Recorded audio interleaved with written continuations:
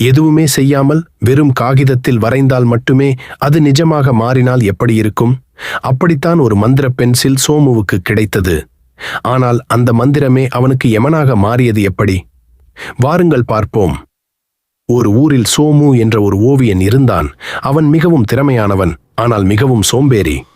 கஷ்டப்பட்டு ஓவியம் வரைவதை விட ஏதாவது குறுக்கு வழியில் முன்னேற வேண்டும் என்று நினைப்பான்.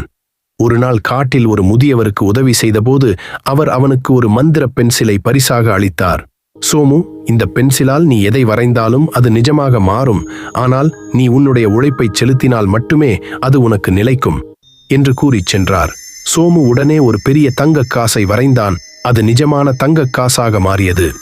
மகிழ்ச்சியில் துள்ளி அவன் அடுத்தடுத்து விலை உயர்ந்த உணவுகள், பட்டுத் துணிகள் என அனைத்தையும் வரைந்து சுகமாக வாழத் தொடங்கினான். ஊர் மக்கள் அனைவரும் அவன் திடீரென பணக்காரனானதைக் கண்டு வியந்தனர். ஒரு நாள் அந்த ஊர் அரசன் சோமுவிடம் வந்து, எங்கள் நாட்டு போர் வீரர்களுக்கு தேவையான 1000 வாள்களை ஒரே நாளில் வரைந்து கொடு, உனக்கு அமைச்சருக்கு இணையான பதவி தருகிறேன் என்றார். சோமு பேராசையில் உடனே சம்மதித்தான். பென்சிலை எடுத்து கடகடவென வாள்களை வரையத் தொடங்கினான். ஆனால் அவன் ஒரு போர் வீரனைப் போலவோ அல்லது ஒரு கொல்லனைப் போலவோ அந்த வாளின் வலிமையை பற்றி சிந்திக்காமல் சும்மா கோடுகளாக வரைந்தான். விளைவு, உருவான 1000 வாள்களும் களிமண்ணைப் போல உடையத் தொடங்கின. போர்க்களத்தில் அந்த வாள்கள் உடைந்தால் நாடு அழியும் என்பதை அறிந்த அரசன் சோமுவை சிறையில் அடைக்க உத்தரவிட்டார். சிறையில் வாடிய சோமு அந்த மந்திர பென்சிலை மீண்டும் எடுத்தான்.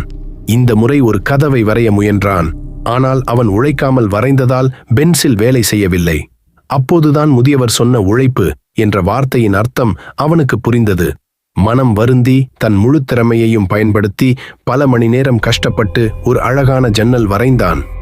அவன் சிந்திய வியர்வையும் காட்டிய அக்கறையும் அந்த ஓவியத்திற்கு உயிர் கொடுத்தது.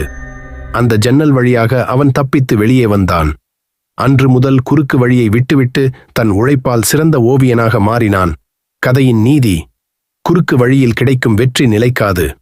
கடின உழைப்பால் மட்டுமே ஒருவன் உயர்ந்த இடத்தை தக்க வைத்துக் கொள்ள முடியும். நண்பர்களே, இந்த கதை நமக்கு சொல்லும் பாடம் ஒன்றுதான். வெற்றிக்கு ஏணி படிக்கட்டுகள் உண்டே தவிர லிஃப்ட் கிடையாது.